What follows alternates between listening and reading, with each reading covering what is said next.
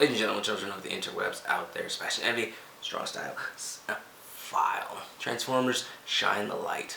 New Transformers stop motion animation series that I've been kicking around in my head. Now I contemplated kind of picking back up on work on Transformers Flashpoint Season 2, which is still in the works, on the books. I've written it.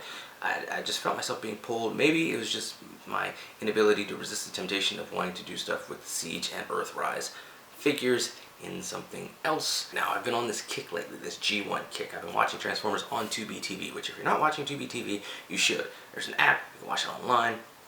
You can watch it, you can get it on the PlayStation Store. It's just a great streaming site. It has a few more commercials than I would like between, during the shows, but you can see stuff there that you can't see elsewhere. One of those things being Transformers, you can see G.I. Joe, you can see just Super Sentai, you can see Kamen Rider, you can see so many just fun things that you otherwise wouldn't see elsewhere. So I've been watching Transformers, and I've been watching More Than Meets the Eye, the 3-part intro to the Transformers series, lots and lots and lots. And I just was thinking at the end of the idea of the Autobots getting helped to get off the planet. The Decepticons are supposedly gone.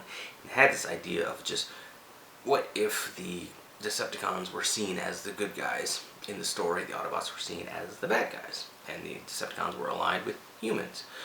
So the idea for Shine the Light came forward, and the idea of spinning out of the end of More Than Meets the Eye, where in More Than Meets the Eye, or in Shine the Light, it's going to be roughly 5 years after the end of More Than Meets the Eye. The Autobots are going to get word that the Decepticons are still on Earth, so a group of them go back to Earth to deal with them, but once they get there, they learn things are very, very different. The Decepticons are back. The Decepticons are entrenched into working relationships with the humans because in the time that the Autobots were gone, Megatron Decepticons came back, started helping out humans, giving them technology, helping them with medical issues and things of that sort. They kind of painted this picture that while they were stealing from the planet when they first got there and kind of hurting people, they're doing it just out of just the need for survival and trying to survive as a species against the tyrannical Autobots.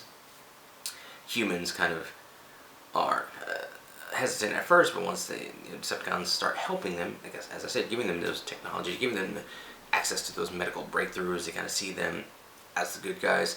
Autobots come back, they're the bad guys. And the idea of Shine the Light is shining the light on the truth of the Decepticons. You're going to have a human blogger, kind of an underground blogger who's going to be working to try to uncover the truth, and you're going to have the Decepticons trying to keep their hold on their cover story and their power as they move to carry out their final plan, as well as the Autobots who are trying to stop them but also deal with the fact they're being hunted by humans.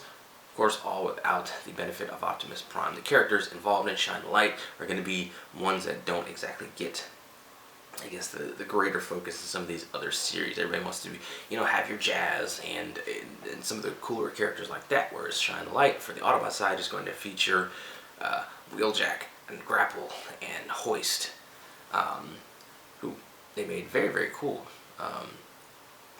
Earthrise figures out of, but like I said, don't maybe not get the love in other series before. And Mirage, there's some other guys. There's gonna be a custom character named Jumpstart that I came up with.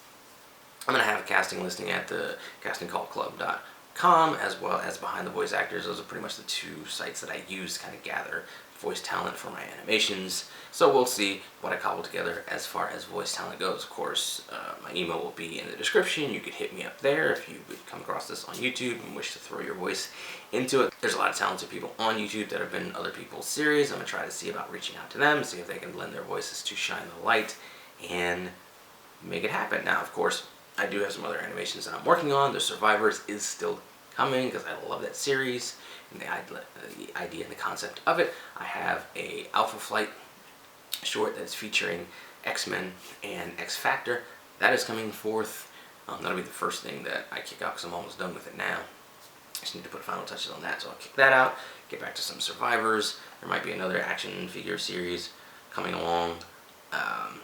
It's just a matter, there's so much stuff that I want to do, so sometimes it's kind of hard to just drill down and focus on one thing. But I have some cool ideas, and I'm gonna make them happen. And ideally, we can bring some eyeballs to those animations to the channel and get some love and some views. So yeah, Transformers, shine the light. Hopefully you guys out there think it's a cool concept you might want to get involved in, lend your voice to. If you do, let me know. Otherwise, just sit back, stay tuned for Shine the Light, and for Alpha Flight, and for the Survivors, because it's all coming forth soon here on this channel from me and Action Figure Theater. So just be watching out for it.